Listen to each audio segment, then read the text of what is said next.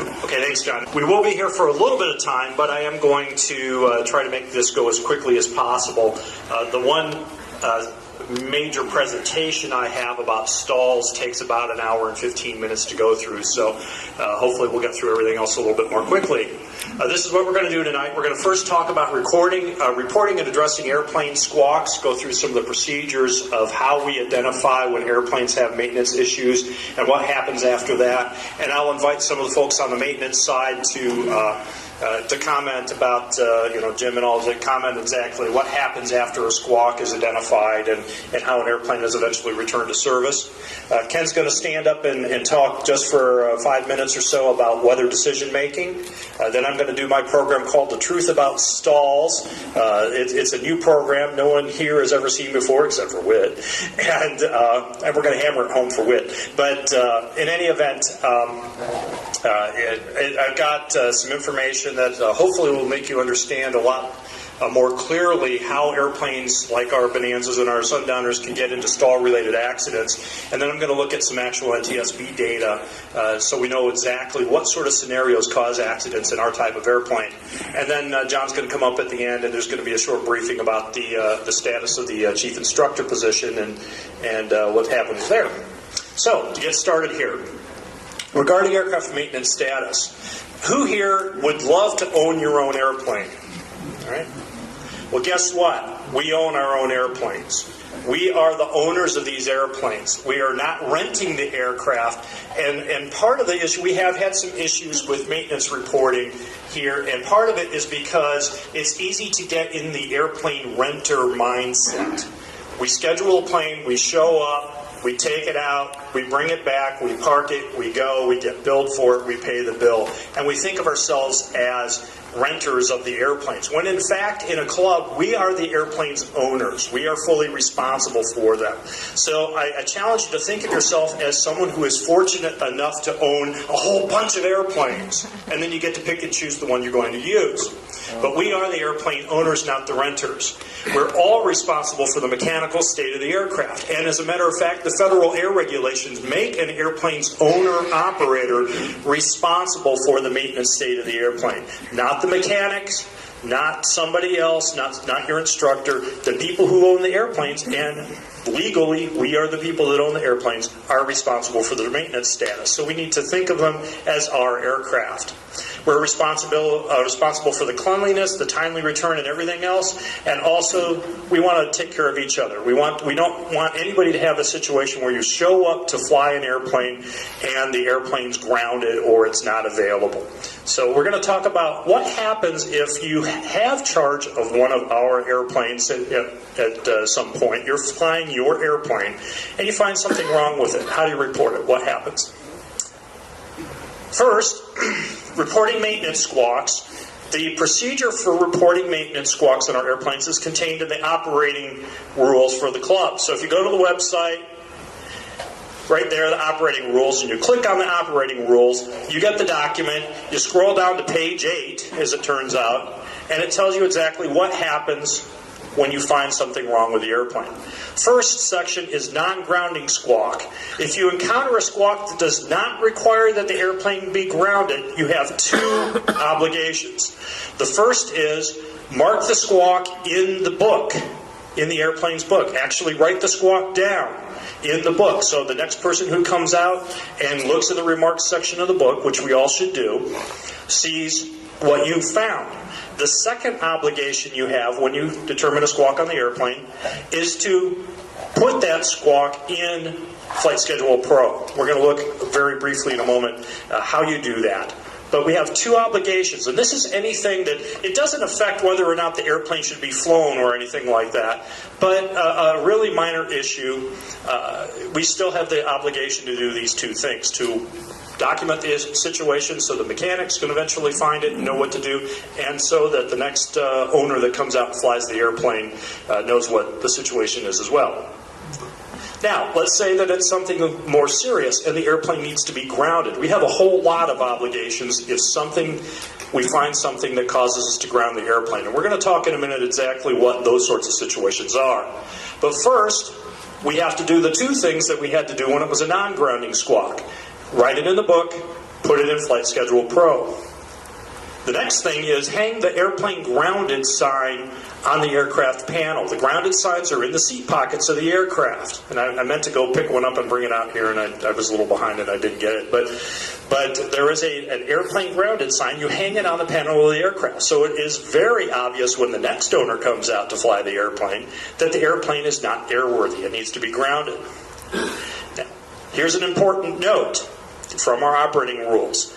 The only people who can return an airplane to service and remove that grounded placard are our maintenance folks. None of us have the authority to do it. You can't call up one of the board members and say, hey, I need this airplane put back into service. It can only be done by our mechanics.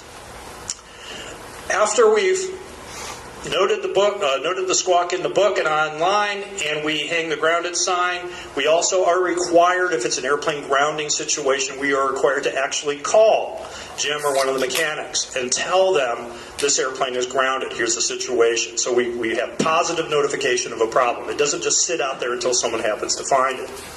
And then as a courtesy, if you look in the schedule and see that, okay, well, the airplane was supposed to be checked out tomorrow and the next day, call the next couple of people that are scheduled for the airplane so that they can make alternative plans. So we've got a lot of obligation as owners and to each other when we find something wrong with the airplane. So this is when the airplane is grounded.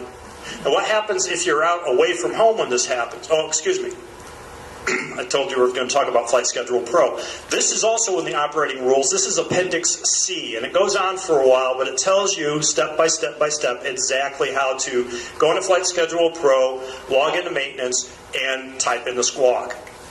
Now, when you write a squawk, and correct me if I'm wrong here, because I tend to explain things too much, and what we really need to have in here is not, I think the airplane is doing this because I see that. Just write the specific situation. Now, when you call the maintenance officer and tell them that the airplane's grounded, then you can give all of the indications. But just write down, left fuel gauge inoperative. And, you can tell later on, well, it worked okay for the first half of the tank, and then it went down to zero, then it bounced up and down or whatever. But just a nice brief item in there. It grounds the airplane. It has to be fixed. But we don't have to write a novel in the Flight Schedule Pro. Just give the basics on that. But Appendix C of the operating rules tell us exactly step by step how to use the maintenance squawk section in Flight Schedule Pro. What if you're out on a trip somewhere? You've flown the airplane to St. Louis or something, and you've got a problem on the other end. We are not, as owners, we have set these rules for ourselves. We are not permitted to obligate the club to pay for repairs without authorization from the maintenance officer. So you can't just walk into the FBO and say, hey, replace the engine or something like that. We have to call back here and get the authorization to have the maintenance done away from base. Now, we're going to talk in a moment about the sort of situations that do ground an airplane. If the airplane's grounded, it's grounded. If you can't get the authorization, you can't fly it back home and hope that you can get Jim on the phone tomorrow or something like that, or one of the other people on the phone tomorrow. If you can't get the maintenance officer and you're away from home to help with that, you are permitted to call the club president or another club officer and get authorization to have the airplane fixed. In no situation do you have the authority to violate the federal air regulations and bring the airplane home just because the club doesn't want to pay to do some work in some remote location. If the plane has to stay, you have to figure out another way to get home. But call the maintenance officer or one of the club people before you authorize any maintenance on the aircraft away from home. Now, if you have something really, I've had them put a little air in a tire and things like that, and if they charge you $10 to do that, I pay that myself and don't report it to anybody. But don't be sticking the airplane in the shop. All right, now we talked about how you ground an airplane. This is now when you ground an airplane. The operating rules of the club don't tell us when we ground an airplane, but there are some things that very definitely do tell us. First, 91.213. This is the section of the Federal Air Regulations that goes into all about inoperative equipment and placarding things and pulling circuit breakers and all of that stuff. If you want to read the exact rules on that, look at 91.213. It tells you what has to be operable in the airplane and how to deal with inoperable equipment. It lists those things that are required for VFR flight, it lists those things that are required for night flight, and it lists those things that are required for instrument flight. These are the bare minimum things. Strangely enough, it's not going to list some things that you might think are pretty obvious. For instance, there is no... You have to do really weird stuff to do this. There is no requirement to have a navigation device on board an airplane to fly IFR in U.S. airspace and controlled airspace. If you do it all by radar vectors and whatever. And I was in the Air Force for a while, and we had a T-41, a Cessna 172, that didn't have any radios on board, and they would go fly at IFR and do GCA approaches in this thing. I didn't do that, but it is legal to do that. So it's not going to tell you have to have a radio, but it is going to tell you all the things about the gyroscopic attitude instrument and the magnetic compass and all these things that you need to have. It also gives you what you do if something that is not a required for flight item for the type of flight you're doing breaks. That's where you have the bit about placarding and permanently disabling it or pulling the circuit breaker or that sort of thing. 91213 is the first set of requirements that we have for an airplane to be airworthy. Anything doesn't meet those requirements, the airplane can't be flown. It has to be grounded through our grounding procedures. Second part is called the kinds of equipment and operation list.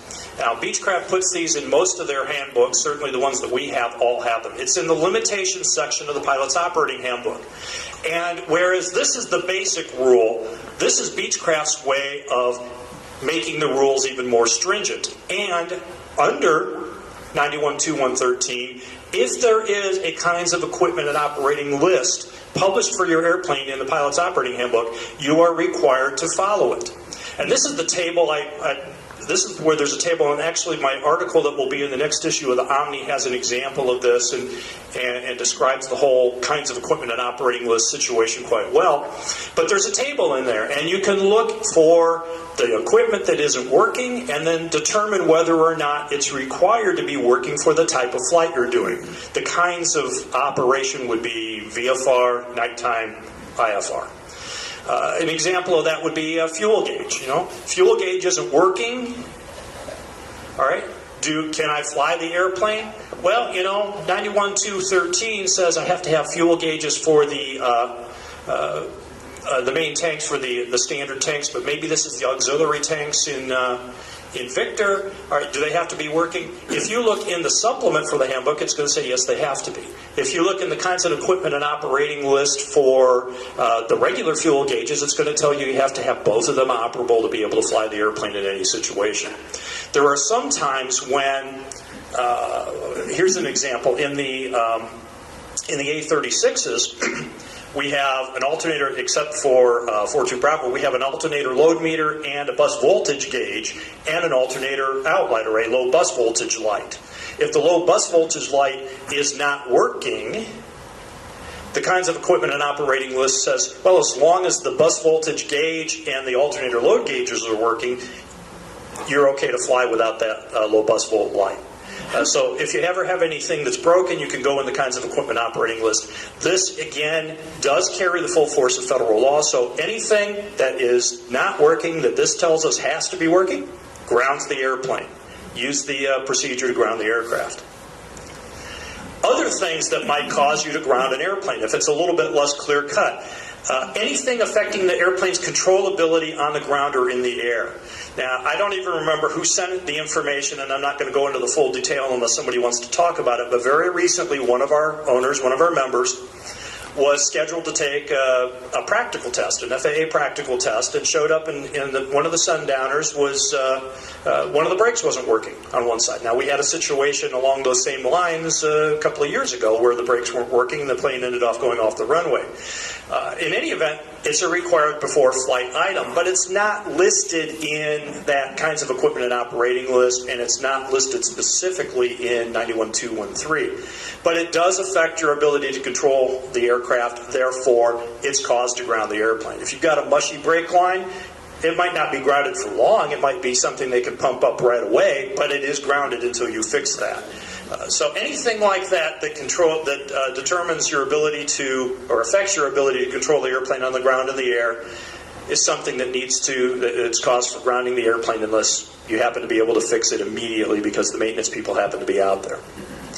Other things, if you find things that are squawks on your pre-flight inspection, landing gear hand crank is covered up by the spar cover. Our people here know enough about that, but we see that a lot out in the field where mechanics will put the plastic spar cover over the manual landing gear hand crank on the Bonanzas, and you can't get the crank out. You wouldn't be able to hand crank the gear down if you needed to. Emergency exit safety wire on the emergency exit windows are required for flight items, so you actually have to check those, lift up those Velcro covers. Being careful not to break the safety wire in the process of checking the safety wire. But if it's not there, you can't fly the airplane. Any significant propeller blade nicks, generally if you run your finger over it and you can feel, it snacks your finger, that's enough of a prop blade nick. I'll tell you that we do occasionally see propeller blade failures in the fleet, especially if the nick's out towards the end of it, because that part of the blade incurs an enormous amount of stress in operation. So that grounds the airplane. Any fuel leaks or drips. This is a situation I grounded an airplane, one of our airplanes, a while back because I was out here. I wasn't even going to fly that day, but as I was walking out to take some pictures of one of the airplanes, I noticed that one of the other airplanes had a continual drip down out of one of the fuel strainers, and so we went through that. This is where I learned a little bit more about how the grounding procedure worked. Anything like that grounds the airplane. If you can't hold the seats in position, that's a common squawk in some older airplanes. Ours are all in pretty good shape. Anything wrong with the seat belts or shoulder harness, anything like that, go through the grounding process. Get it fixed.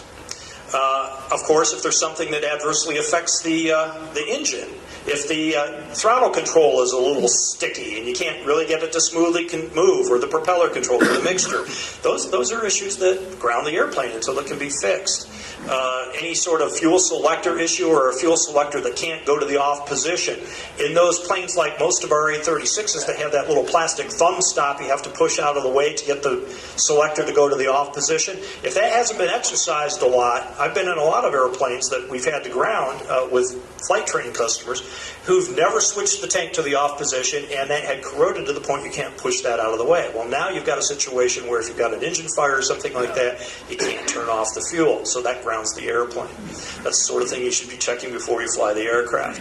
And then any sort of failure on the before takeoff checklist. It's real easy to rationalize away a squawk when you've got the airplane pre-flighted and loaded and you're all the way out at the end of the runway, and now it's time to do a run-up. And you do your run-up, and your magneto, when you switch over to the left mag, it bounces and does this thing or whatever. It's real easy to think, it's all right, I've got another one, and go ahead and go. But that's something that grounds the airplane. Now, you may be able to lean the mixture out and burn some carbon off a plug, maybe if that's the problem, but if that doesn't fix it, the plane's grounded. Leave it where it is, go through the grounding process. Or, well, tie it down, but... All right. Now, here I'm going to ask, where'd Jim go? He ran away because I told him I was going to ask him a question. All right. If you would, please, can you come up and just very briefly, when you see a squawk, what happens on the maintenance side of the house? Oh, I'm sorry. Was it? All right, do I have to hold it closer? All right. When we see a squawk, what happens next? Thank you. Basically, when you see a squawk, you're going to be going to Flight Schedule Pro. We don't maintain the paper copies in the books anymore because I can access the Flight Schedule Pro from anywhere at any time. Whereas when it was put in the book, we didn't always get those squawks reported so quickly. So Flight Schedule Pro is a place where you want to go enter that information in for us. And then Ed and Stacy and myself all monitor that quite closely. And then if it's a grounding item, then one of us will go in and actually ground the aircraft. Normally we do receive a call when it is a grounding item so that we can get the airplane grounded to prevent somebody else from scheduling it and not be able to fly it. Now you're hanging up the tag in the airplane whether you get a hold of us or not, so then the person definitely knows that it is a grounding squawk, and you can write that in the comments there. Basically, we take those squawks off of Flight Schedule Pro, and we have the squawk sheets that we work the squawk on, which allows us to sign off the return to service on that sheet of paper by the person doing the installation of the equipment or the repair, and then also by a second person doing the inspection. And then I take that information, which is the sign off, it becomes part of the the records, but then I take that and type it up into a logbook entry. The FAA likes me to have all that typed up instead of handwritten. Something about my writing looking like a doctor's or something. I don't know. So I type it up and put it in there, and then that's the official return to service that's in the logbook. But the actual return to service takes place on the squawk sheet for the individual squawks as the AMP signs it off. Okay, this is what we normally do. They get it? I think so. How about situations that require a flight test? How's that happen? What would require a flight test? And how does that happen? Anything affecting the flight controls of the aircraft, or flight controllability, ground control even, we wouldn't necessarily fly it for the ground control, but if we work on the nose wheel steering system or something, we'll typically taxi it. If we've made an adjustment to any of the flight controls or anything that would affect the flight characteristics of the aircraft, then typically we're doing a flight test with a qualified individual, and there's no passengers on board, so there's no risk that way. And, so that's normally what we're looking for, is if it affects the flight characteristics of the aircraft. Yeah. How long are the answered squawks held? I mean, do you go Okay. back 3 months and remove the old ones, or is there... Typically, it depends on the squawk. If it's some of the squawks will leave on there for a period of time. I don't have a definite period of time that I'll leave them on there. When the page is full, I can't get it to print out, then I sometimes delete more of them, quite honestly. So if it's a minor squawk and it's a low, tire that's maybe low on tread or brake that's soft, typically we'll sign those off. We'll just leave them on there for maybe a week, a few days, depending on what it is. So there is some record that it's been corrected, but basically we don't take it off until it has been corrected. And we go back in. There's a field where I can go back in and write a comment on there. I have to shorten it up, and I can usually put in there what we did to address the problem. And then I leave it on there for approximately up to a week. Good question. Other questions? Can get off easy. They're saving for you. Right. Okay, let's see. We got everything there. I would like to say one more thing. Before we mentioned, I guess I want to ask a question more of everybody here.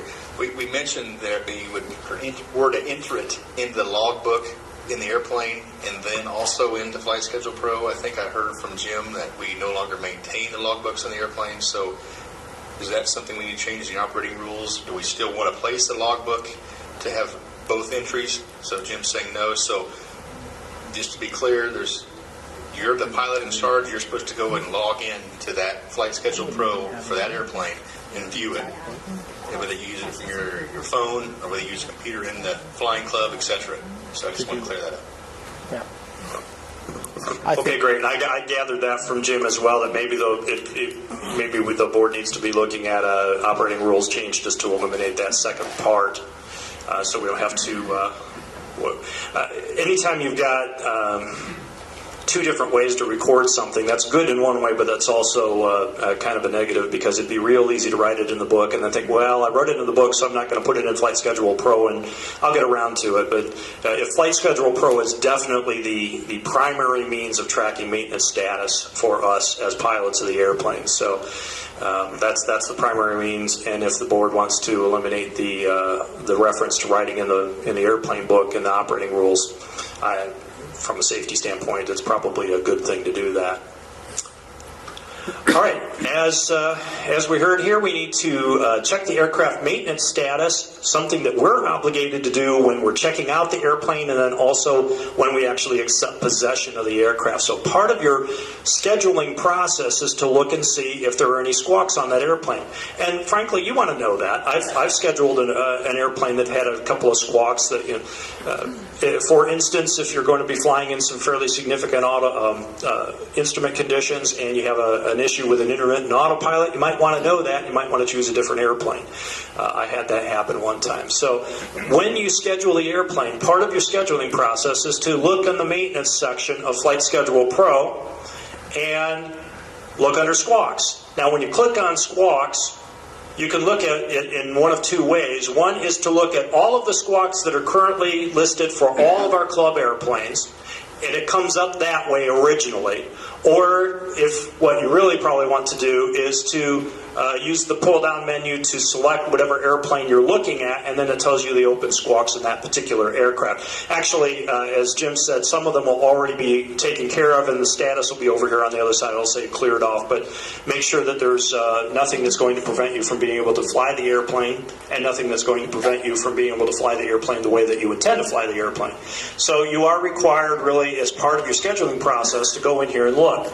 I also like to look at this maybe the night before I'm going to fly the airplane, and really, if the airplane's flown any between the time that I last looked at this and I'm ready to go again, I really ought to get out my iPad or whatever and take one last look when I go out to the airplane.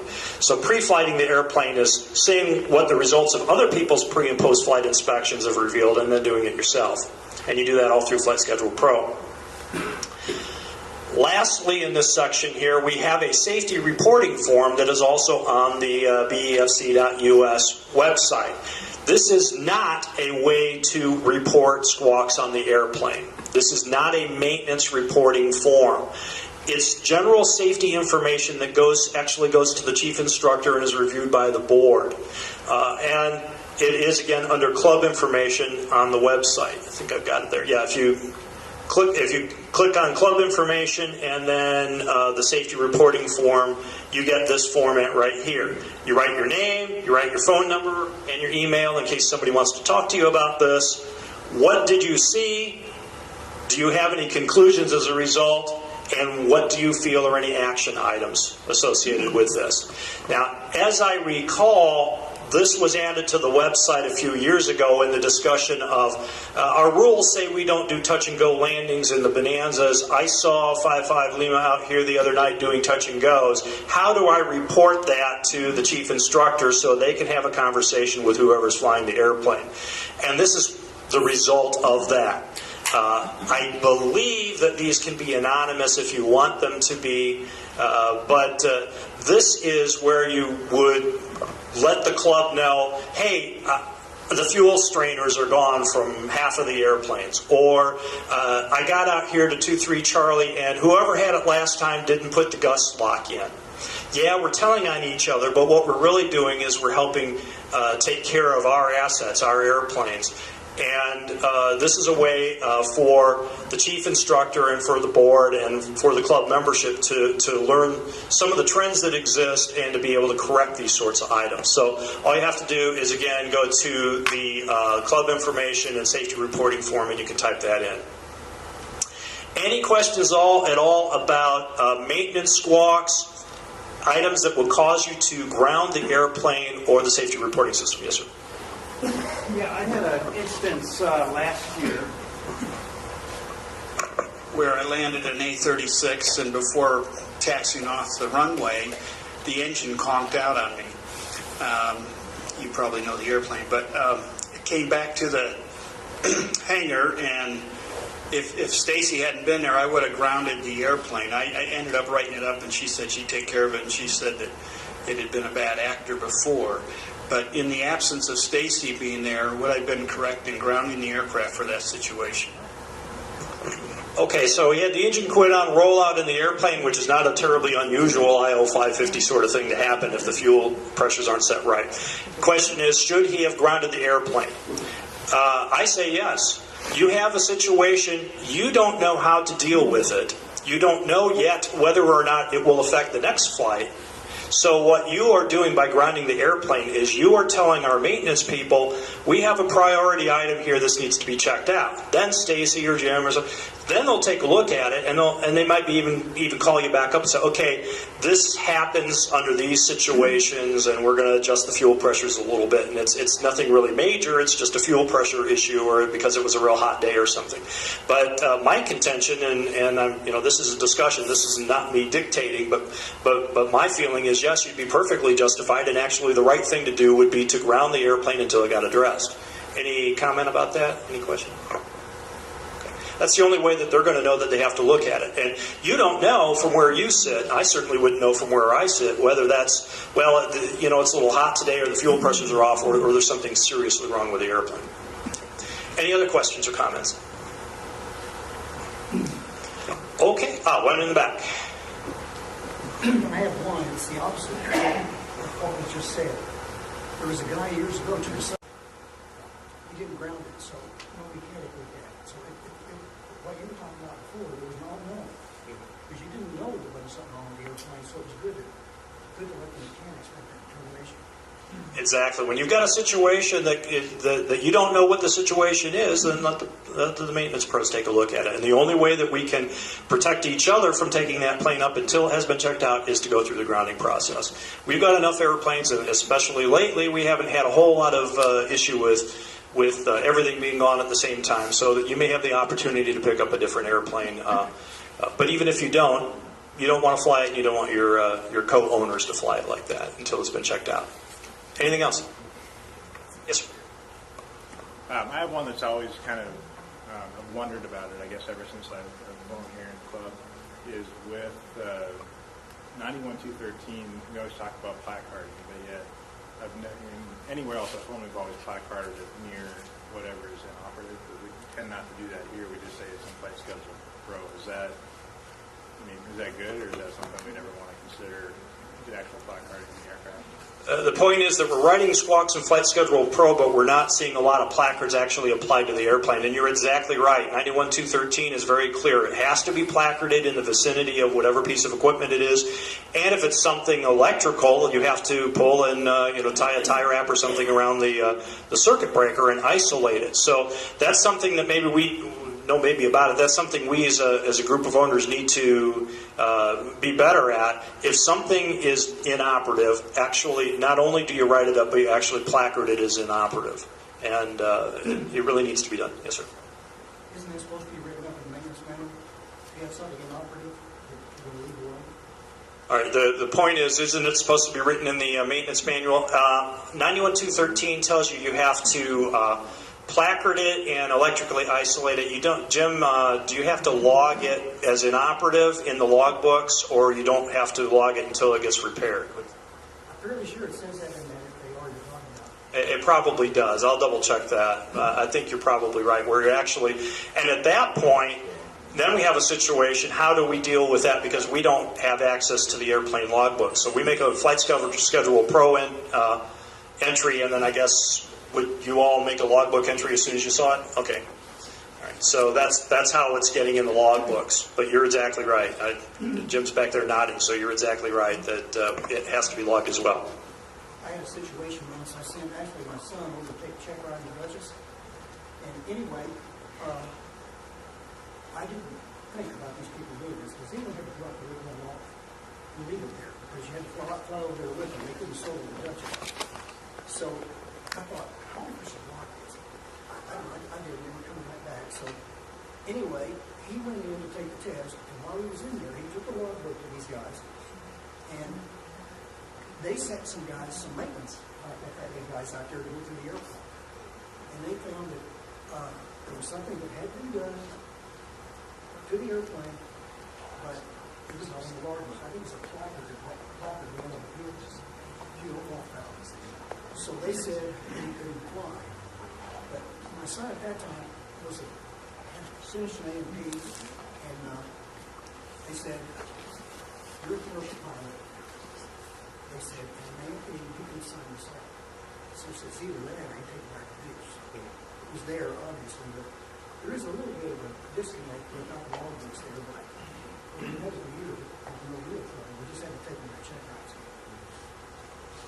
Yeah, and again, there is no, in the United States, there isn't any requirement to carry the airplane logbooks with you, and actually there's something of a disadvantage if you do that. If anything really bad happens, you want to be able to have the logbooks handy. But yeah, this is something maybe we need. I'll try to address maybe in a future Omni article, and maybe Jim or somebody else can help me out with this. But the specific steps to take when you placard an item, because they do have to be placarded, as you suggested. Anything else? Okay, well, we're going to move on, and I'm going to bring Ken up here, and he wants to talk just a moment about weather planning. Thanks. Good evening. How are you today? Good. Great. Hey, I love to fly. Flying is a unique hobby. In fact, there's only two hobbies that we know of that require a federal license.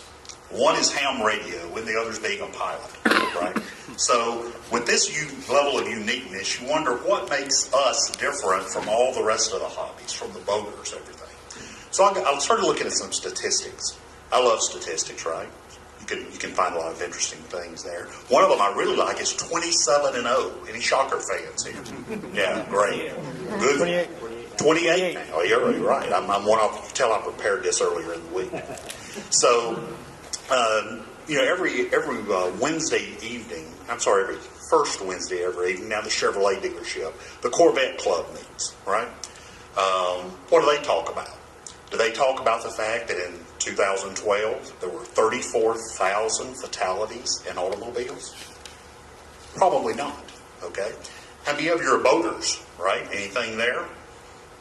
Tony's a boater, I know. You guys sit around and talk about 651 people that died in boating accidents. All right? Not really talked about much.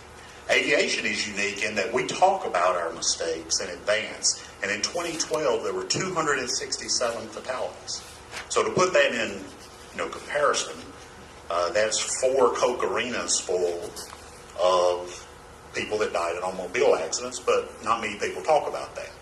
But if you let one general aviation plane land uneventfully on an isolated road, it's going to be in Wichita Eagle the next morning, right? That's just the way it is. Our hobby, our profession is highly scrutinized. So, given those statistics, I want to talk to you about a flight that I made a mistake in. And I do that not to brag or to make fun of the mistake, but I want to be able to provide you with some information where maybe you won't make the same mistake I did. Because let's face it, we haven't got time to make all the mistakes that are available to make, right? One of them will catch you, and you might be one of those 267 people in 2012. So mine started the morning, Sunday morning before Oshkosh last year. Got up, looked at the weather again. I knew I had a narrow opportunity to get out of Beachfield BFR. About 4 hours. So hey, no big deal. Marginal, I can handle a little marginal, 3 miles visibility, that's 1.5 miles this way, 1.5 miles that way. Just kidding, I know the rig. But we knew there was a small chance there. We got there, had a flat tire. So, first link. Then, second, if you're going to be somewhere with a flat tire, by the way, Beachfield's the place to be with it in a Bonanza anyway. So we get the tire changed, an hour's gone by, look at the weather again. Oh, great, it's improving. I'm looking at Mid-Continent first. Then I'm looking at McConnell, our official weather for Beachfield. It's improving.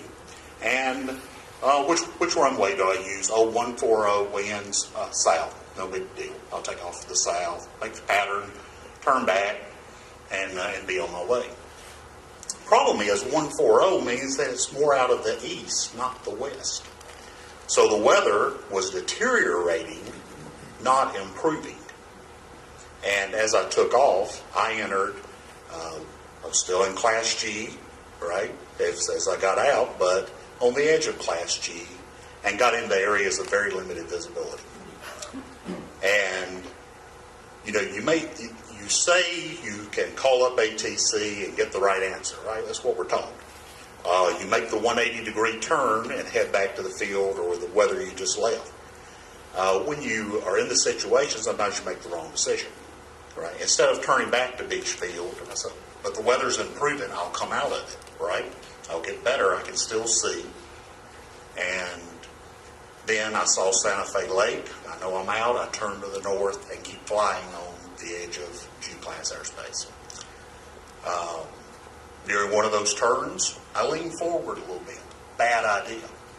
If you're in and out of limited visibility, looking at the instruments and looking up, you tend to experience vertigo. So that's the next thing that happened, was the beginnings of, I don't know where I am, flying by the seat of my pants. Luckily, I had a co-pilot that said, hey, if you're getting too slow, you're to turn. Get the wings level. Do it again. Get the wings level again. Say, okay, tell me if I get slowed. So I've got an oral. At that point, I make a decision that, hey, this ain't working. This is not the way to fly and be successful. So I engage the autopilot and dial in a hold altitude and a heading and keep flying. My thought was the next thing I'll do is call ATC and get the right, get back to the right airspace. Some fear inside made me make a decision that was stupid. I didn't call them. Maybe I was scared of filling out forms. Maybe I thought there was be enforcement actions down the road. I didn't know. So what I did is kept flying a little while longer and got into some improved areas. Okay? So I look back afterwards, thinking about the decision, and said, why would I make such a decision? How many people have gotten infractions from the FAA for asking for help in bad weather? Looked for it. Couldn't find one. Because guess what? That's baloney. There's not any. There's no instances where that ATC calls out and tries to prosecute a VFR pilot for asking for help. But, hey, in the moment, that stupid had gone off the scale and did that. So, call for ATC if you've got a problem. If you feel like you're over your head, use your autopilot to keep the airplane flying. Communicate where you are, but aviate, navigate, then communicate. So, I say this with a great deal of humility. I made a mistake, and I hope you learn from it. Two of the most popular magazine articles among pilots are AOPA. I learned about flying from that, and Never Again from AOPA. One from Flying Magazine. So I read those often, and I read them even more closely since my incident. So I encourage you to learn from other pilots, and if you make a mistake, talk to your CFI about it, learn from it, don't repeat it. Thank you. Great, thanks. Really appreciate it, Ken. All right, let's take just about a 5-minute, no more than 10-minute break. You can refill your pizza. Initially, actually, I developed it last year, earlier than that, for the Australian Bonanza Society. I had the opportunity to go down there and wanted to do something unique that was worth it to them for me coming down there instead of just the same old stuff. So I started looking at some data about stall accidents, and I found some things that were really, really surprising to me. Like Ken, I'm kind of a data guy. Some of you probably see some of the publications that I do, and I look pretty critically at accident scenarios and accident data. And very frequently, in the process of finding the data, I learn things that dispel some of the myths that we have about flying airplanes. And one of the big myths that I was able to shed some light on is, how do airplanes stall? Why do people stall airplanes? What are we teaching people incorrectly so that they do not recognize and avoid stalls? And how can we teach people to better visualize situations that lead to stalls so that they can recognize the issue and recover from them? And so I put together this program called The Truth About Stalls. I modified it for the American Bonanza Society because that's my day job, and my co-worker over here has seen this in that respect. I've done it in a couple of different versions. I did it just last weekend in Lansing, Michigan, in the Great Lakes Aviation Conference, where I looked at stall accidents across a wide range of types of airplanes.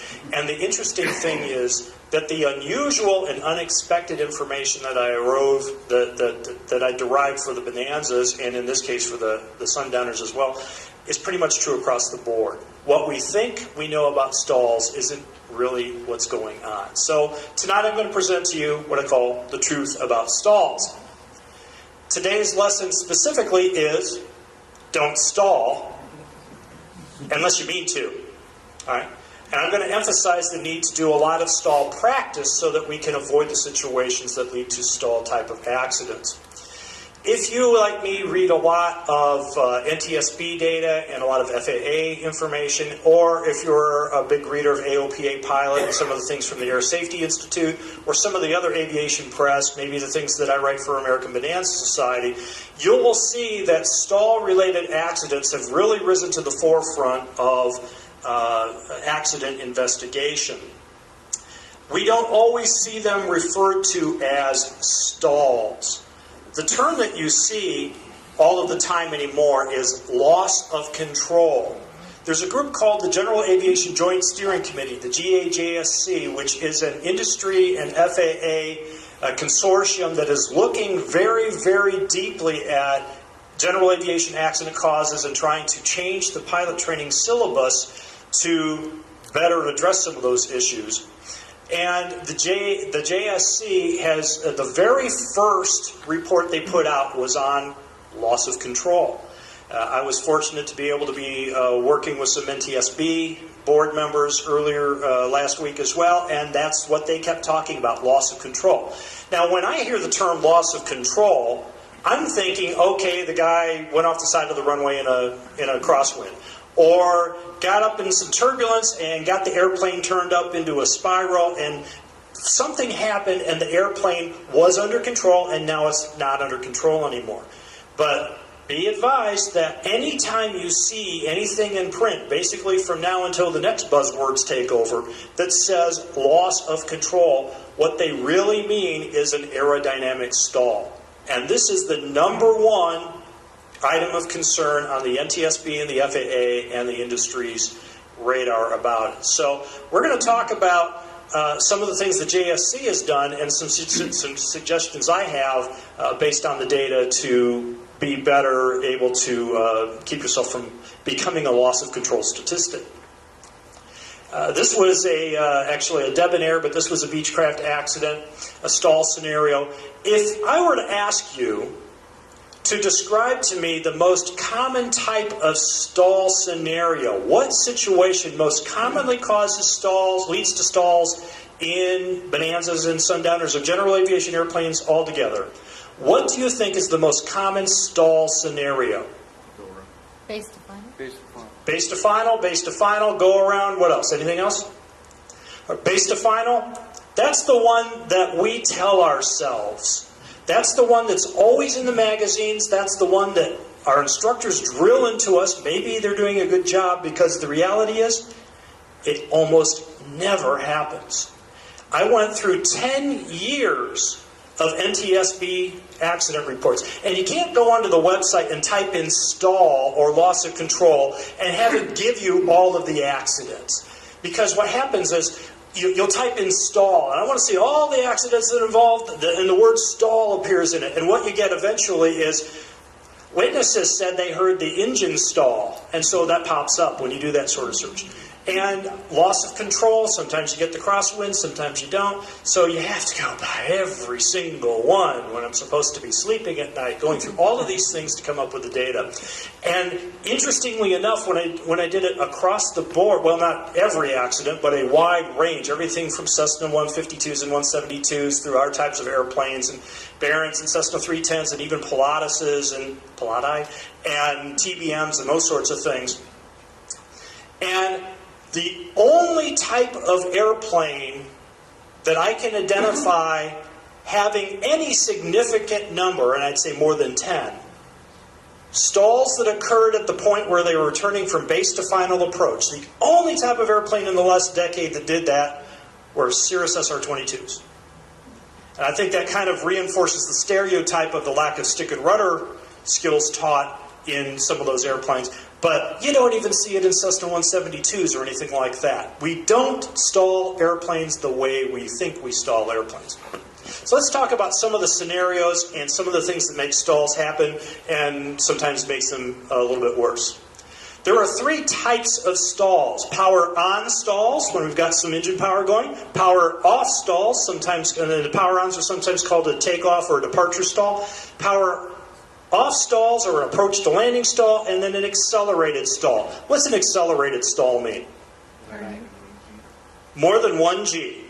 It is sometimes related to bank. We're going to talk about that in a moment. It's not always related to bank. Well, high Gs are almost always related to bank, but banking does not necessarily always result in high Gs. An accelerated stall is a stall that occurs when the wing is being loaded more than 1 G, and it is, quote, accelerated because the stall occurs at a higher than expected indicated airspeed. Now, if you look at the chart, you can find some of that as well, but it's faster than the published stalling speeds of the airplane. That's the only difference. It happens at a faster speed. Each one of these stalls has several different ways it can happen. Flaps up, flaps down, flaps partially extended. Especially in our type of airplanes, typically, the more power that you're developing, the more dynamic, if you will, a stall becomes. The greater the rate of divergence from controlled flight when the stall occurs. So the more power you've got, the more of a stall break you get. Same thing with the flaps. The more flap we have extended, the more dynamic the sort of stall break. So if you combine taking off with some flaps and high power, you can get a pretty dynamic stall out of an A36 or even a Sundowner. But the way that we train these airplanes, train these stalls typically in flight, this is a flaps down, this is a flaps up. But we don't train this with some partial flaps, and that's the sort of situation that leads to a lot of stalls in our types of airplanes, where people are doing a short field takeoff, and they're trying to clear that tree line on the far end, and they find themselves at a high angle of attack with a lot of power and some flaps, and it diverges from controlled flight a lot more quickly than the way they trained to do it. So let's talk about that term, critical angle of attack. The angle of attack is as we know, it's the angle between the relative wind and the chord line of the wing. All right, that's the strict definition of it. And this drawing comes right out of the FAA's training materials. It appears in 2 or 3 different documents the FAA has. And it shows you what's basically going on, that when you've got a certain angle of attack, air flows across the wing, you have pretty good airflow adherence, and it develops lift so that the airplane is able to fly. As you increase the angle of attack, this one's at about 16 degrees or so, you get to a point where you start to have a little airflow separation. The inertia of the air, if you will, doesn't allow it to completely fly around and stick to the wing. So it starts to burble. And this creates less lift because you don't have as much wing area creating lift, but it also increases the drag pretty significantly. Eventually you will get to a point where there's enough airflow separation that the amount of lift being developed decreases significantly while the drag goes up phenomenally. And now the wing isn't able to support the weight of the airplane. Now, this is called the critical angle of attack, which in most general aviation airplanes is roughly a 17-degree angle of attack. Often, I remember back when I first learned to fly, people would ask, well, what happens at the critical angle of attack? And the answer was always, the wing stops developing lift. Well, that's not true. The wing develops less lift, but the drag becomes a huge factor as well. So it develops some lift at this point, and all you have to do is lower the angle of attack a little bit, and you get 1 degree, and you get to the point where you've got pretty good airflow separation.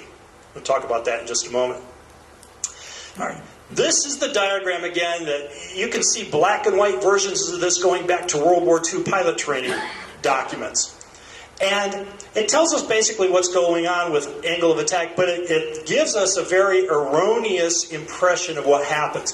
What does this picture suggest to us about stalls? This suggests that in order for the wing to stall, the nose must be pointed very high up. Right? Okay. So, this gives us the erroneous impression that if I'm doing a takeoff or if I'm coming down on final approach and I've got the nose down, I'm not going to stall the airplane. And if it starts to feel sloppy and it starts to give me that burbling motion, that must just be a little turbulence. The wing's not stalling because I've got my nose pointed down toward the runway. So what I did, and I've never seen it done anywhere like this before, but I've actually got this posted on, I've got a personal website, masteryflighttraining.com. Some of you get my newsletter. And I've got this presentation there, and if you want to cut and paste this, feel free. I mean, I did it, but I'm not claiming any ownership of it.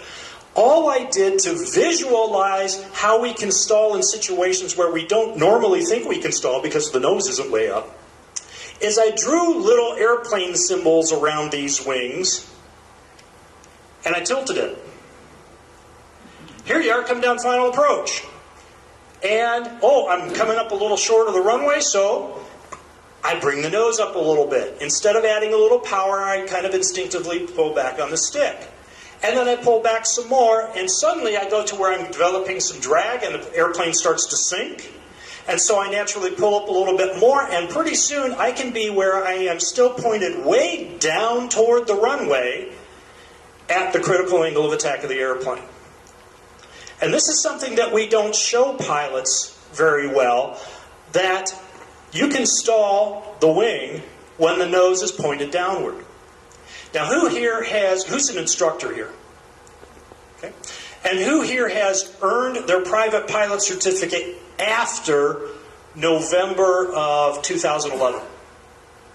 Okay, a couple of you. You won't know the answer to this because you don't know what it was like before. But the instructor pilots, there was a significant change to the FAA practical test standards that went into effect in November of 2011 related to the presentation of stalls. Does anyone know what I'm talking about?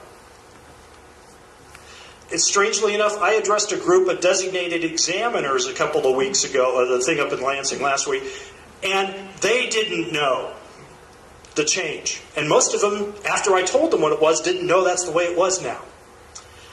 Let's go back to learning to do an approach to landing stall, power off stall. We're going to go do a stall in the airplane. Think back to when you did it last time for a check ride, or even the last time you practiced. What do? You get out there, you get up to some altitude, you do a couple of clearing turns, you look for traffic, nobody's around, you pull the power back, you start slowing the plane down, you gradually work it into the landing configuration, and you hold altitude until you've got the nose way up there like that, right? You hold altitude, and then the wing burbles and it stalls, and the nose starts to drop a little bit, and you give it the rudder you need to, and you recover. If you earned your private pilot certificate before November of 2011, when you took your check ride, the criteria for passing were this. Number one, you did all your clearing turns and all that procedure correctly. Number two, you maintained plus or minus 100 feet of altitude in the entry. You couldn't climb or descend. That forces you to bring your nose way up to try to hold altitude as it slows down. And then, number three, the criteria was that you recover from the stall with a minimum altitude loss. Does that all sound familiar to you? Especially that plus or minus 100 foot? This is one of the most significant things to come out of that joint steering committee and the look at loss of control stall accidents. In 2011, in November of 2011, the FAA changed the criteria and the procedure for presenting stalls for the practical tests. And now the criteria are you get some altitude, you get a little extra altitude because you're going to lose some.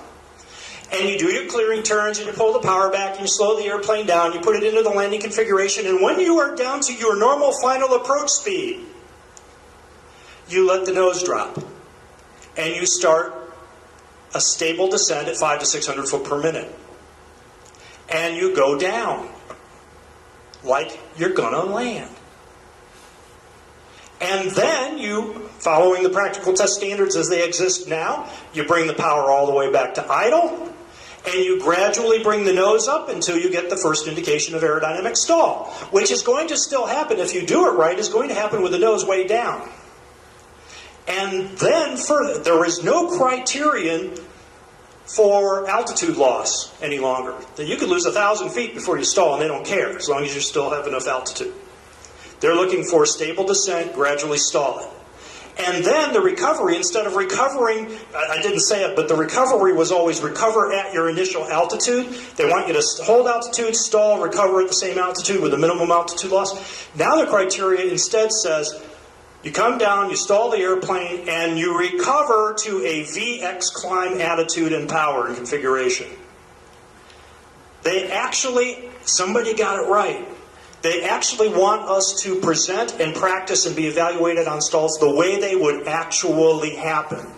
You're coming down final approach, you're coming up short on the runway, you start bringing the nose up, and the plane burbles and it stalls. And if you stall an airplane at 300 feet above ground level on final approach, you don't want your natural reaction to be minimum loss of altitude and try to hold it level. You want your natural reaction to be, let's put this thing into a VX climb and go around. And that's what the change in the practical test standards are.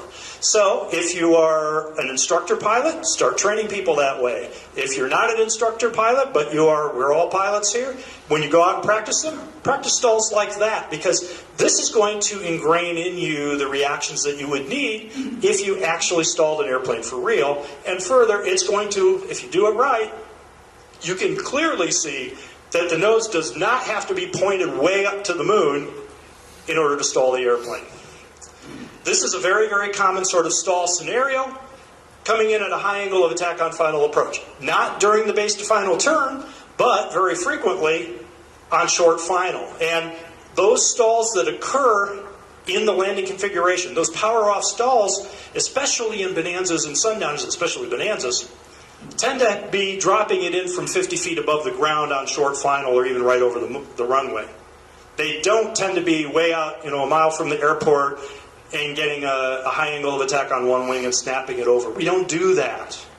Now, we train ourselves to do that. We read about it all the time. So maybe we're doing something right. We don't want to stop practicing that, but we do want to start practicing stalls like this.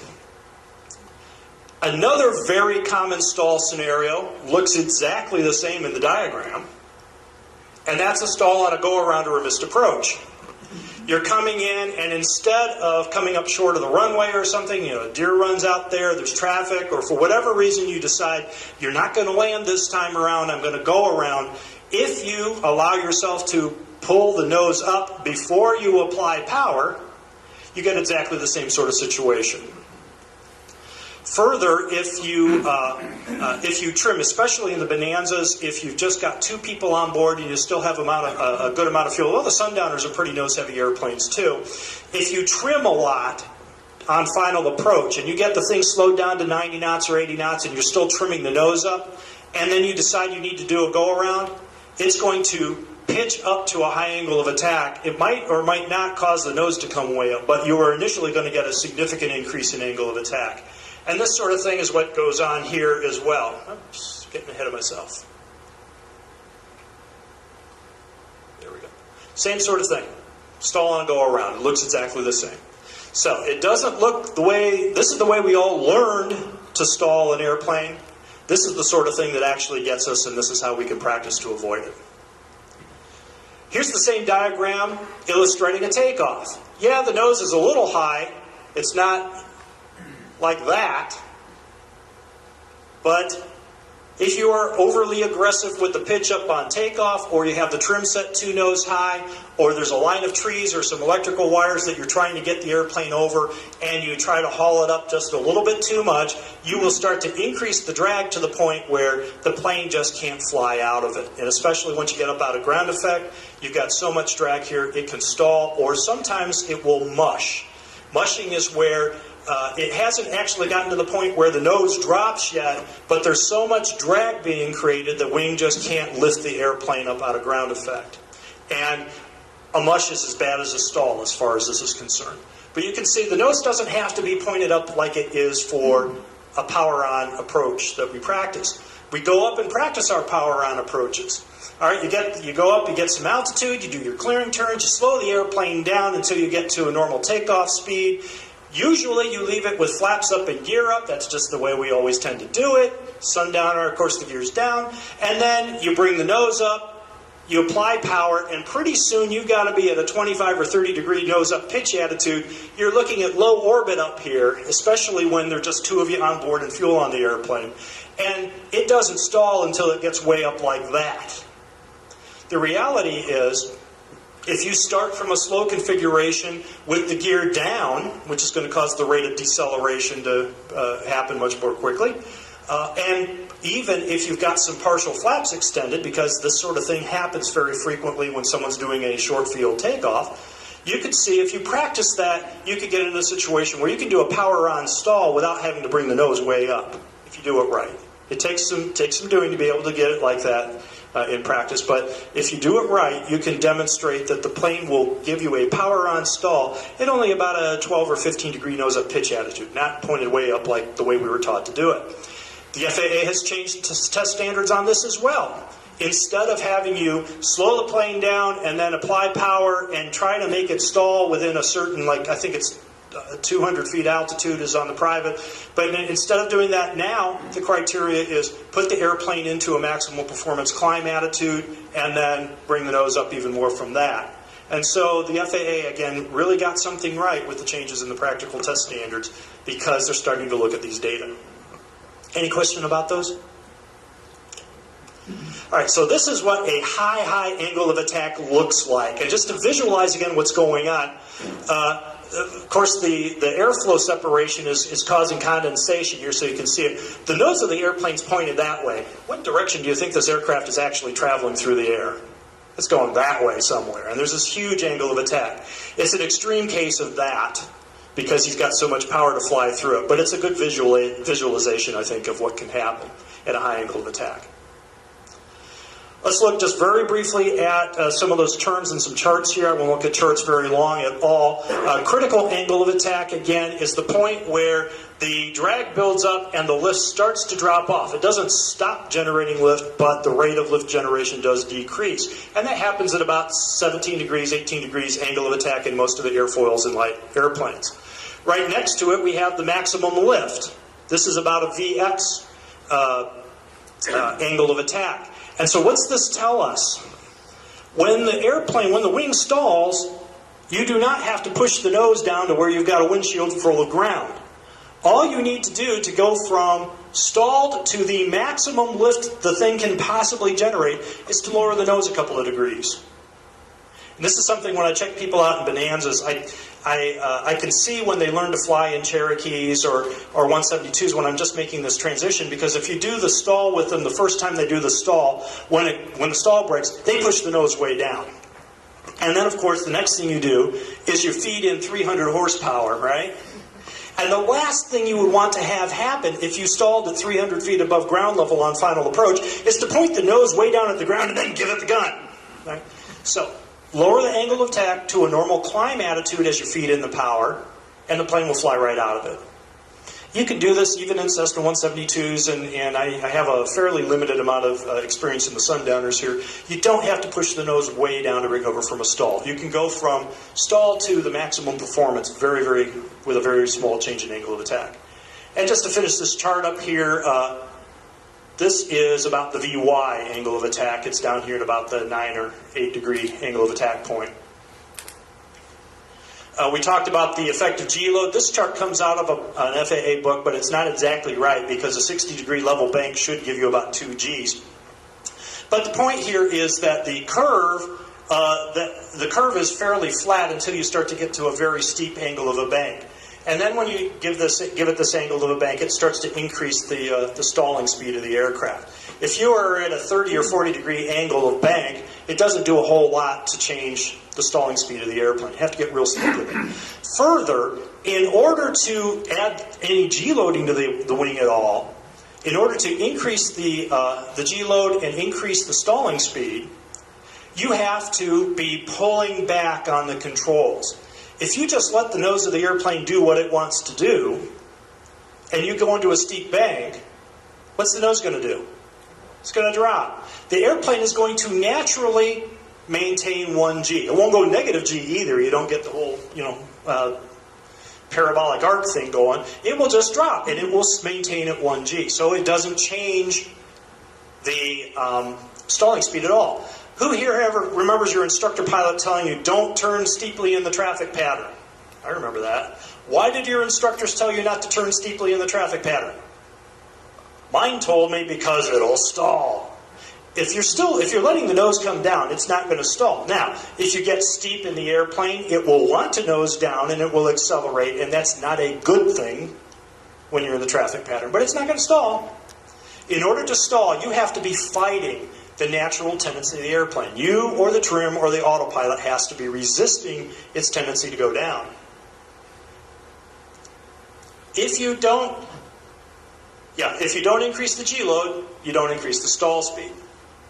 Put another way, as I just said it, in order for your airplane to stall in any configuration, at any power setting, at any attitude, you or the autopilot or the trim, if it goes runaway on you, has to be actively working against the airplane. You have to be pulling on the controls. And you instinctively know that because when you go practice stalls, it's very uncomfortable. I want it to stall, I want it to stall, I have to keep pulling, pulling, pulling. You have to force it to stall. So it's a human factors issue. If you can catch yourself forcing the airplane to stall and you can do something about it, you're not going to stall the airplane. Now, I had a student in Houston, Texas, about a year ago. He still has a nice A36 Bonanza, has a turbo normalizing system on it, and he hired me to come down there and fly with him. He had owned this airplane for a number of years. He had never stalled a Bonanza. He did what a lot of folks did. He did all his training in something else. He eventually bought himself a real nice A36. He did a quickie checkout with the local CFI, and the local CFI was more enamored by being able to log time in this beautiful airplane than trying to actually present any education material. He wasn't terribly comfortable with stalls, and so with the owner of the airplane made it pretty clear that he really didn't like the idea of stalling the airplane. The instructor said, okay, we won't stall.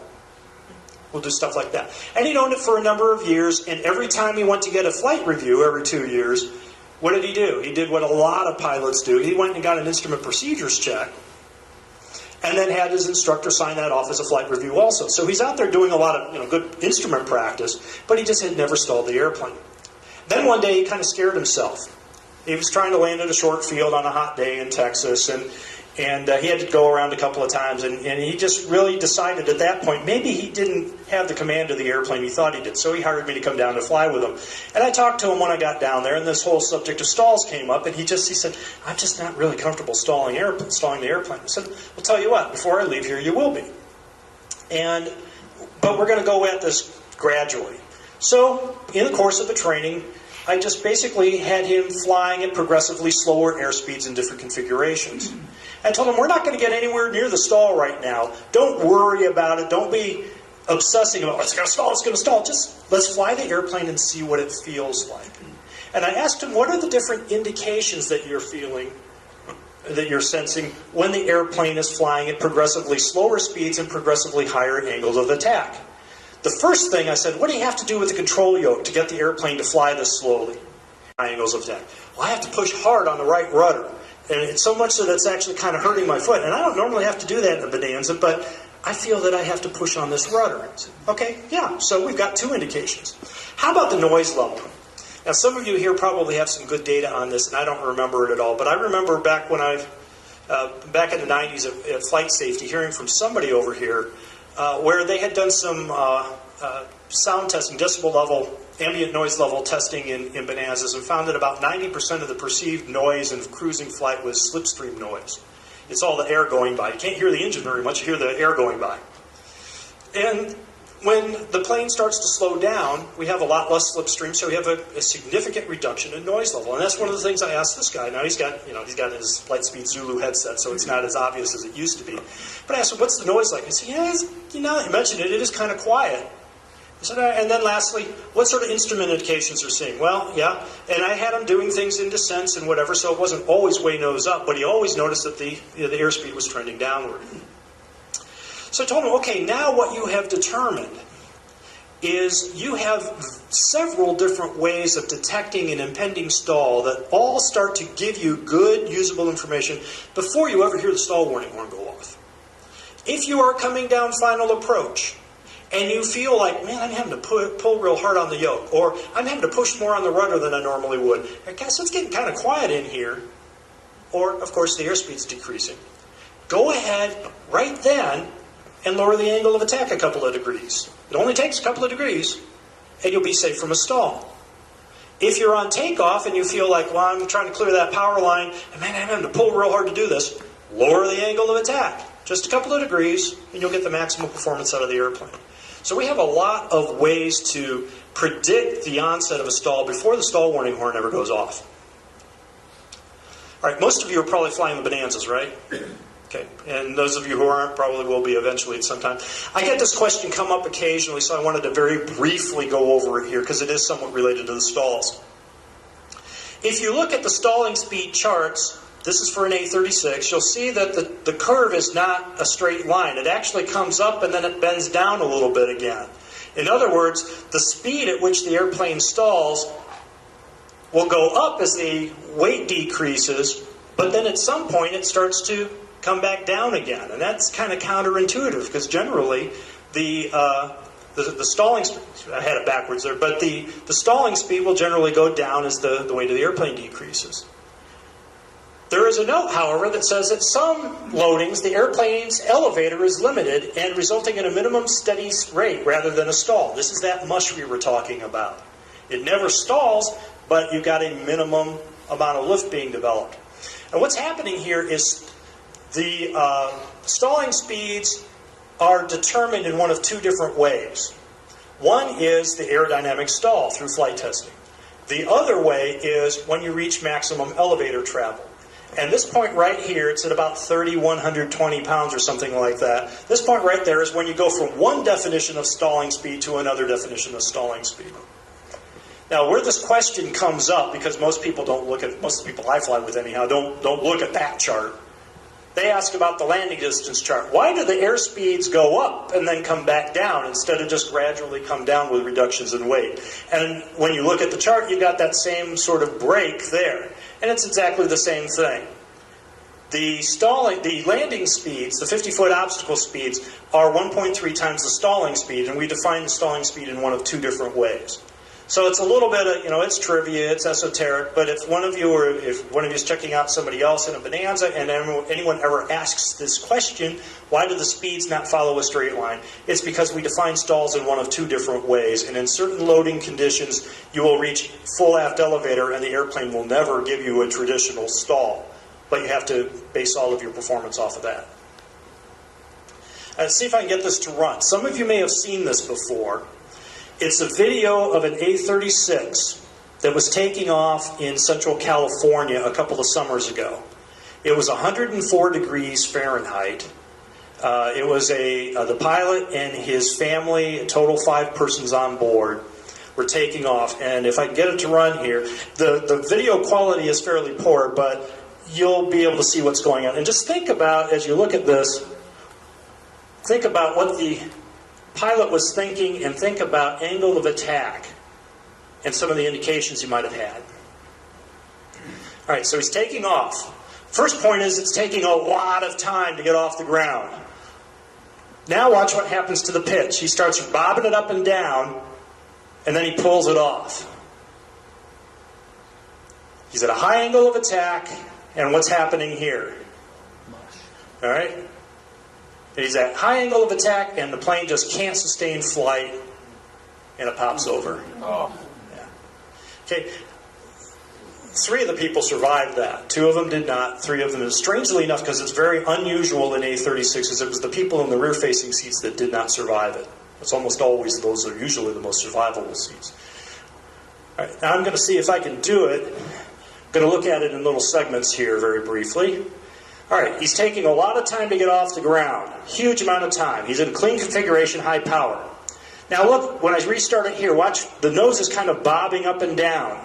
He's almost like he's forcing it to get off the ground. He gets it up there, and he tries to go up. You really can't see it in this picture. If you get a magnifying glass and you try to look, that elevator is almost all of the way up at this point. So he's reached that point where he's at maximum elevator deflection. All right? Now, he starts wobbling back and forth. What's going on when it starts to wobble? Mushing out. He's mushing, he's getting a lot of drag, he's got a little bit of a crosswind, and maybe that's a bit of a factor there as well. You really can't see it very well, but you can see a little bit. You've got some aileron deflected here. When a wing starts to drop off, your natural tendency is going to be to try to roll it level with the aileron. But what's the problem if you add aileron at a high angle of attack? Right. You increase drag significantly on the wing that has an upward deflected aileron. And if it's already in a mushing condition, or very close to it, or a full-blown stall, and you apply aileron to increase drag on one side, that wing is going to have less lift than the other wing. And what's the tendency of the airplane going to be? Going to roll right on over with you. Eventually, this could lead you into a really nasty sort of snap situation. But what seemed to be happening here is he's trying to correct for this, I'm almost going to stall, and he's just making it worse. He's increasing the amount of drag being created. And now he goes to a very, very high angle of attack. You see he's pointed up, but the airplane's going down. Just at that point, he had nothing really that he could do. Now, if you found yourself in a situation where you've got the nose way up and it's sinking downward, what would you do? The only thing you could do is push forward on the controls to lower the angle of attack. Unfortunately, he had some fairly significant rising terrain ahead of him. He really didn't have any options once he started his takeoff roll, or certainly when he got down maybe halfway down the runway, he's still on the ground. This is where you have to do your takeoff performance planning. Remember, he's got a heavily loaded airplane. He's got a 104 degree day. I believe the field elevation was about 2,500 feet up in central California. Nothing is working in this guy's favor. 1 o'clock in the afternoon. Maybe he ought to wait it until it cooled down a little bit at night.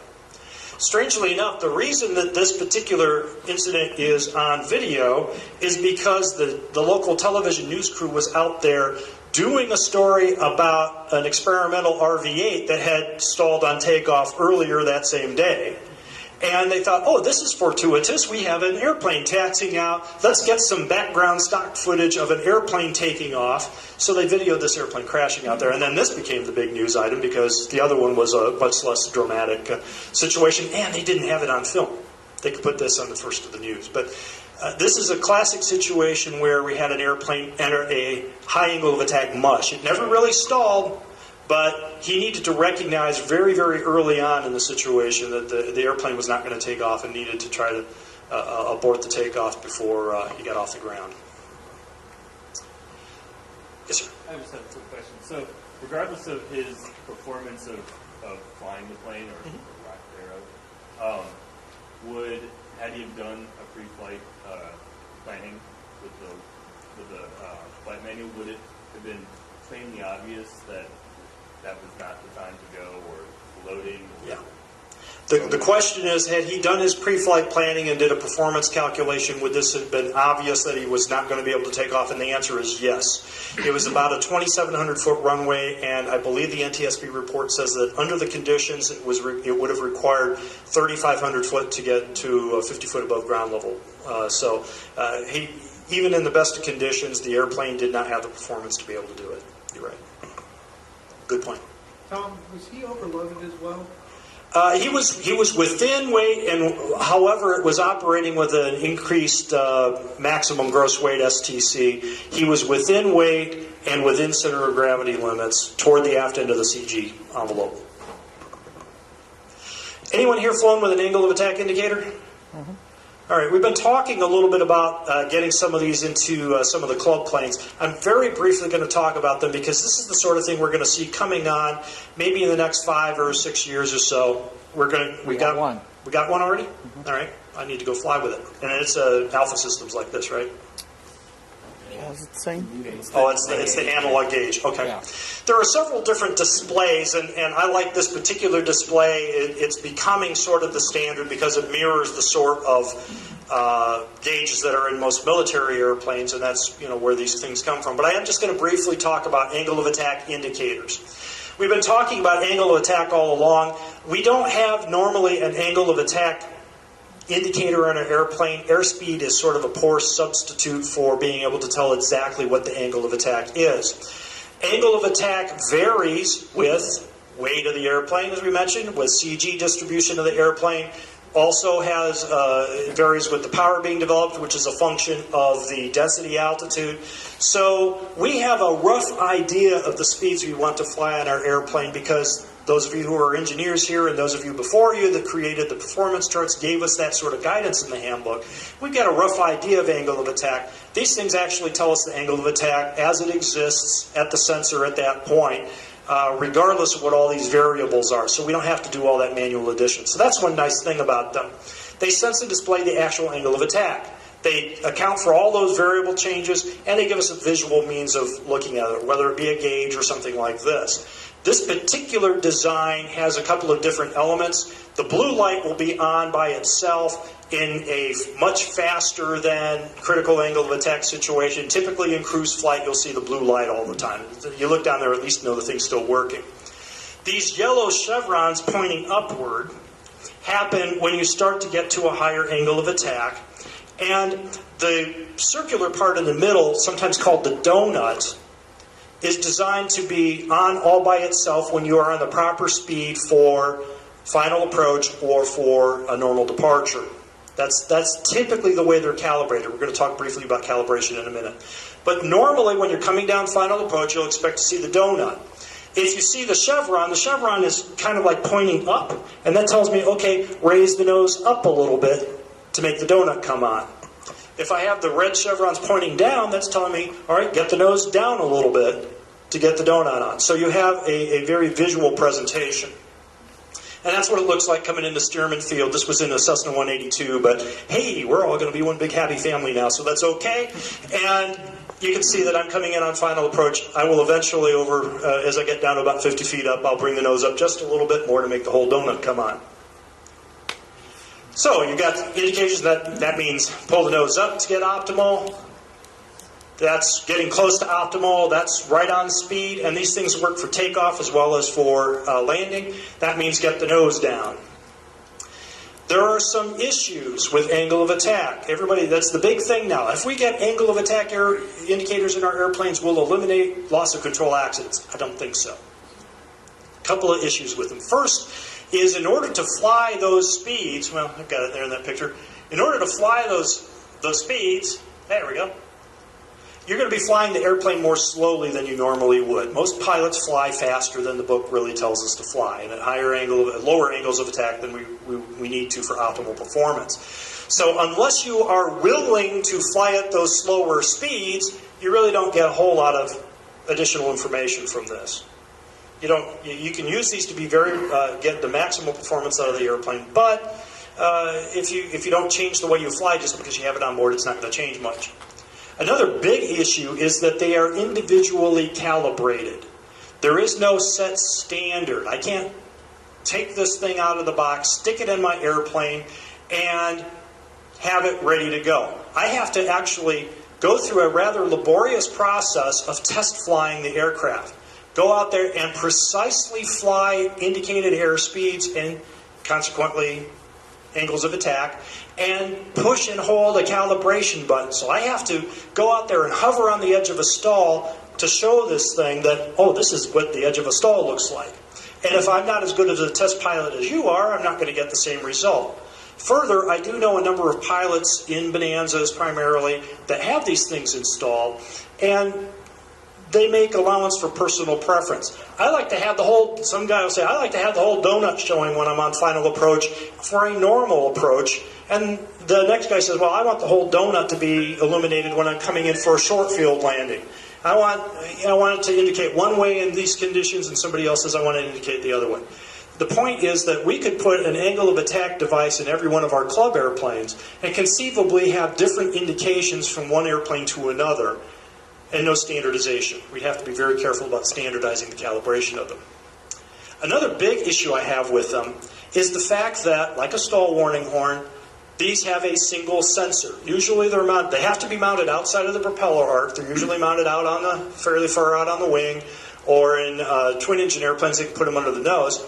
But what that will be doing is sensing the angle of attack on that wing at that point. If it's calibrated whatever way you calibrate it, that gives you good data as long as you are in coordinated flight. Unfortunately, if you go in uncoordinated flight, you're sloppy with the rudder, which tends to correlate with a lot of stalling accidents, at least we think so.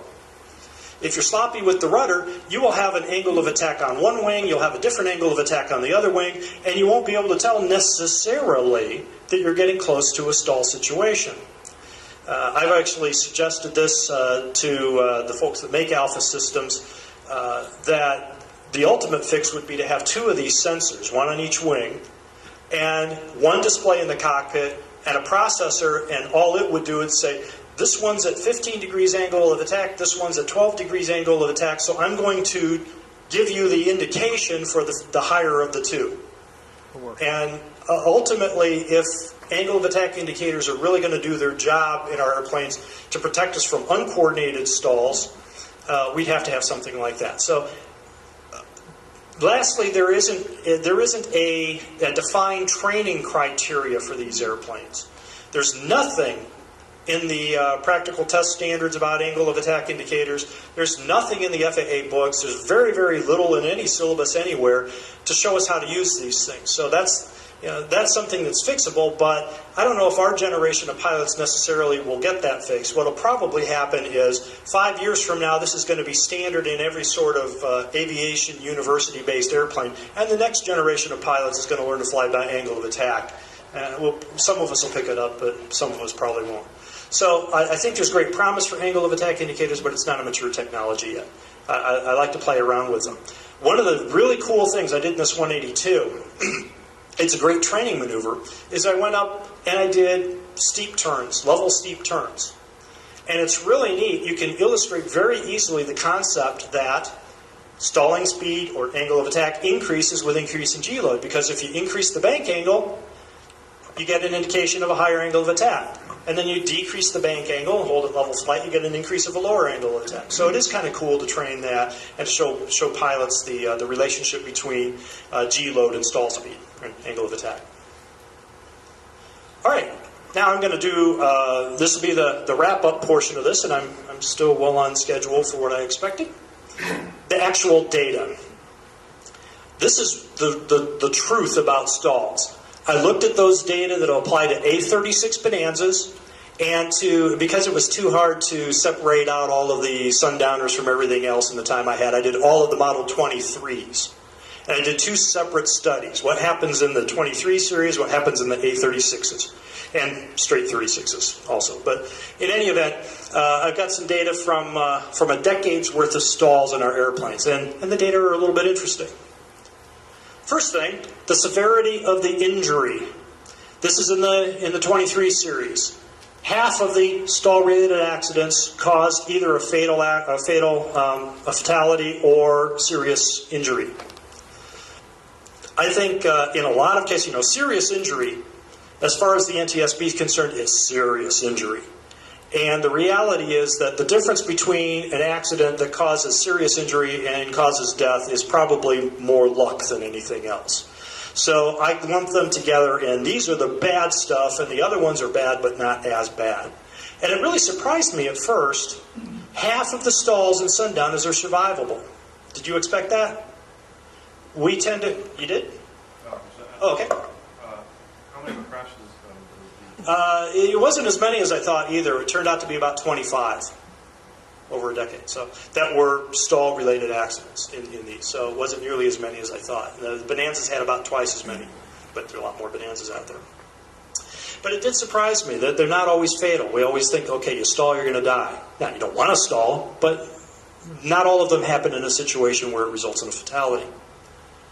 In the 36s, it was about 2/3 fatal or serious injury. So in the A36s, we do have a higher rate of very serious injury or death in the airplanes in a stall.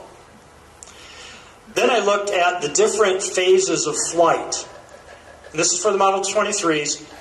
Interestingly, at least to me, 40% of all of the stalls happen on takeoff or initial climb.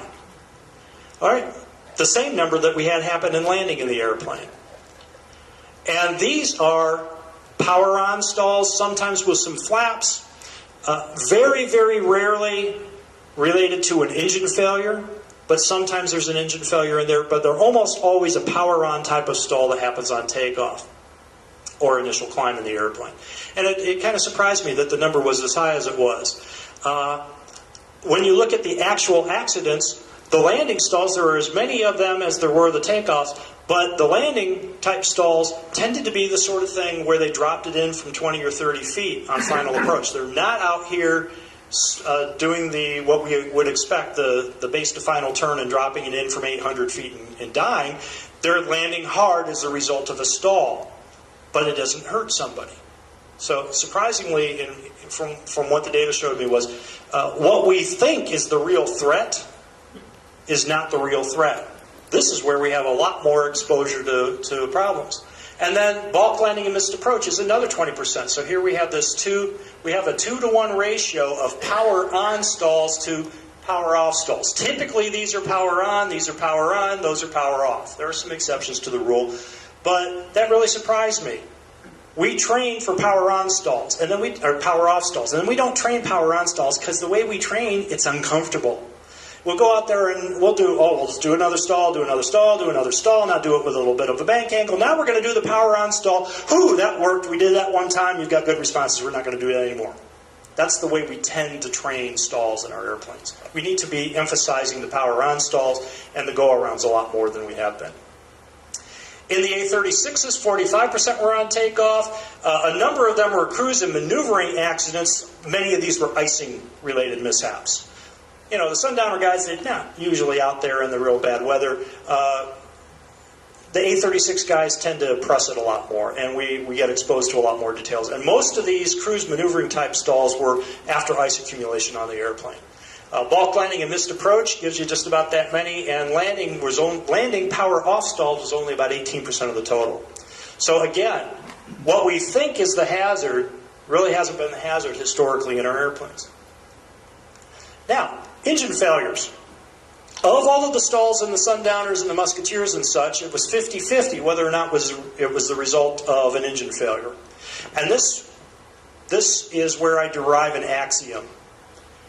Engine failures do not kill pilots. Stalling the airplane after the engine quits is what kills pilots. We get so distracted by the engine failure situation that we don't maintain control of the airplane. That's why we have to practice stalls a lot, so that we instinctively know what the indications are. So when we're in an extremely high stress environment, we're trying to put this airplane on the ground because the engine quit, we can still recognize when it's going to stall. And we can recognize that even though I'm pointed downward, I'm now at a high angle of attack, and I need to get the angle of attack downward. Historically, in our airplanes, and just about all general aviation airplanes, if you maintain wings level at the lowest safe flying speed when you touch down, you will tend to survive it. There's a whole lot out there in front of you that's going to plow stuff out of your way. The airplane's designed to protect us when we go in straight in. But if you stall the airplane, all bets are off. And half of the stalls in the Sundowners resulted in from an engine failure scenario. Of those, about a quarter of all of the accidents were fuel related. Why did the engine quit? Because the pilot ran out of fuel or did not manage the fuel properly. If you take care of the fuel, you'll eliminate a quarter of the stall accidents right there. All right. Now, let's take the power off stall, the engine failure stalls out of the mix to see what really happens out there. As I said, we had some engine failure on takeoff, so 20% of the remaining stalls are takeoff type stalls. We now start to see a big group here in missed approaches and go-arounds. And this is the real threat in the Sundowners and the other Model 23 airplanes. When they stall, they tend to stall either on takeoff or on a go-around. It's a high-power, high-angle of attack departure, not what we would normally expect. A36s. I heard about a quarter of those were power losses, and 14% of the total of them were, 60% of the engine failures were fuel. Lots and lots and lots of fuel-related engine failures in A36s across the fleet. So again, keep the fuel turned on, and you're going to eliminate a good chunk of the stall threat. This is the one, and we're wrapping it up here, this is the one that really surprised me, because we all think the stall that's going to get us is coming in on final approach, and when you came in here, and I did when I first started looking at these data, we all thought it was that base to final turn with a power off. The stall that's going to get you is a power on stall. 2/3 of the stalls in the Model 23s, and almost every single one that has ever occurred in an A36 in the last decade was a power on type of stall. It's a lot different from what we've been trained. So, the truth about stalls. The airplane will not stall unless you make it stall. It will descend if you let it, and that might not be a good thing, but you've got to be forcibly resisting the airplane's natural tendency to descend to make the airplane stall. It's your fault if it stalls. Banking under a G-load increases the speed at which you reach the critical angle of attack, but only if you maintain level flight. If you let the nose go down, bank angle has nothing to do with the speed, or with the stalling. The more flap you use, the more dynamic the stall. So if you are doing a short field takeoff, be especially attuned to stall indications. It's going to happen more quickly, and when it does happen, it's going to be a much more dramatic departure from controlled flight. As we saw in the video, a mush is as bad as a stall. I do this a lot in E36s before I realized what was really going on. You go out there and you're going to try to stall with a guy. Usually a power-on stall is when this happens. You've got two people on board the airplane. The center of gravity is way toward the front end. You've got maybe a half or better tanks of fuel on board. You don't have anything in the back of the airplane. So the angle of attack is going to be way, way up there. And if you practice stalls the way that I used to practice stalls, and most people practice power-on stalls, you're pointing up like that, and it might not ever stall. You reach that maximum elevator stop, and it hasn't quite stalled yet. And so have you ever seen this? You've been trying to practice a stall, and the nose won't drop, but you see the vertical speed go like that. You're in a mush. So you have to watch for that on takeoff also. If you're taking off, especially with a heavy load, or on a hot day, or a combination of the two of them, watch for the proper vertical speed. If you don't get the vertical speed you expect, lower the angle of attack, because you can mush it in, and as we said, a mush is as bad as a stall. Uncoordinated flight increases the angle of attack on one wing versus the other, so you may or may not get good stall warning, whether you're using an angle of attack indicator or you're using the traditional stall warning horn. Actually, one of our ABS members suggested that, okay, we've got the stall warning horn on the left wing. If I'm going to put an angle of attack indicator in my airplane, I want to put the probe out on the right wing, so I've got either a buzzer or an AOA. Okay, maybe that's a good mitigation. Model 23's 2/3 of the stalls were power-on stalls. 60% of them happen on takeoff, go-around, or missed approach. Not where we're training them, but it's where it's getting people. And half of the stalls happen with an engine failure. Half of those were because of bad fuel management. So that's something we can fix if we just pay attention to our fuel. In the 36s, almost 90% of the stalls are power-on stalls. We don't expect that at all. Did you expect that? I sure did. During the last decade is a power-on stall. 63% of them happen on takeoff, go around, or missed approach, which is most of the situations where we have power on. The other ones were those cruise and route sort of things that were primarily icing situations. The power's on, but it just can't sustain flight. And then about a quarter of all the stalls that occurred in that decade were because of fuel management issues. Pay attention to the fuel, we'll eliminate a lot of the stalls. And that's it. Fuel will help us prevent some stalls. Be prepared, practice your stalls enough so that you know the indications. You just subconsciously pick up the fact that, okay, I'm having to pull hard, I'm having to push with the rudder, noise is getting quieter, so that if you're in a situation like a power loss where you're really distracted, you might have another degree of safety here. You might be able to detect the impending stall a little bit more sooner. Density altitude is a factor in a lot of stalls, so if you're flying out, this is one of the reasons that we have the club rule about mountain flying checkout. Yeah, you get some unusual wind patterns out there to be concerned about, but we also have density altitude effects on airplane performance, and what we learn as our natural reactions down here at lower elevations might not be exactly the right thing to do up there. Pitch attitudes are extremely important. If you don't know the approximate pitch attitude to aim for on takeoff and a go-around, either by looking at the instrument or by looking outside of the airplane and being able to judge that, then go out, get some altitude, practice some of these maneuvers, and consciously take a look and see, well, what does it really look like outside when I'm at the first part at the speed I would be at in a go-around. Aim for those pitch attitudes. Consciously aim for those pitch attitudes in a go-around to avoid a high angle of attack situation. And then lastly, if you do, especially in the A36s, but also in the sundowners, if you've just got two people on board and still have a bunch of fuel on board, when you apply power, if you've been trimming for landing and you've got the nose up, nose up trim dialed in, and you apply power to go around, the plane's going to naturally want to pitch up excessively. So you have to remember that you may have to adjust the trim for a go-around or missed approach. All right, a lot of data there. Ran through a lot of stuff really fast. I'll answer questions if you have them.